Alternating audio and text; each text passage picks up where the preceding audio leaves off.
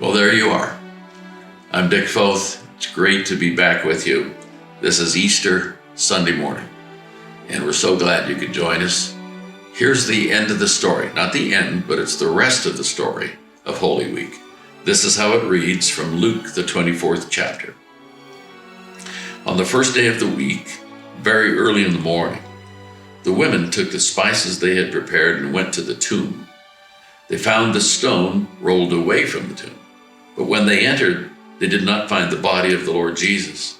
And while they were wondering about this, suddenly, two men in clothes that gleamed like lightning stood beside them. And in their fright, the women bowed down with their faces to the ground. But the men said to them, "Why do you look for the living among the dead? He is not here. He has risen. Remember how he told you while he was still with you in Galilee? The Son of Man must be delivered into the hands of sinful men, be crucified, and on the third day be raised again." Then they remembered his words.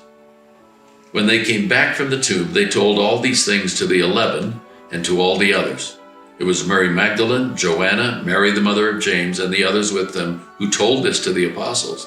But they did not believe the women because their words seemed to them like nonsense. Peter, however, got up and ran to the tomb. Bending over, he saw the strips of linen lying by themselves, and he went away, wondering to himself what had happened.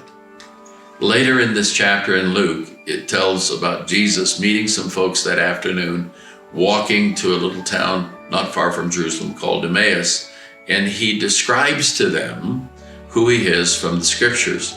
When he eats with them that evening and breaks bread, they recognize who he is. And then he leaves them, and they run back to Jerusalem, and I'll pick up the story there, to the other 11 who are there. So these folks show up. And while they were still talking about this, the fact that these guys had showed up, Jesus himself stood among them and said to them, "Peace be with you." They were startled and frightened, thinking they saw a ghost. He said to them, "Why are you troubled? And why do doubts rise in your minds? Look at my hands and at my feet. It is I myself. Touch me and see. A ghost does not have flesh and bones, as you see I have." When he had said this, he showed them his hands and feet, and while they still did not believe it because of joy and amazement, he asked them, "Do you have anything here to eat?" They gave him a piece of broiled fish, and he took it and ate it in their presence.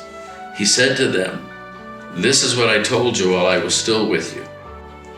Everything must be fulfilled that is written about me in the law of Moses, the prophets, and the Psalms." Then he opened their minds so they could understand the scriptures.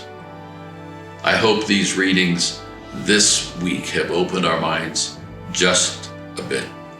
Have a joyous Easter. God bless. Bye-bye.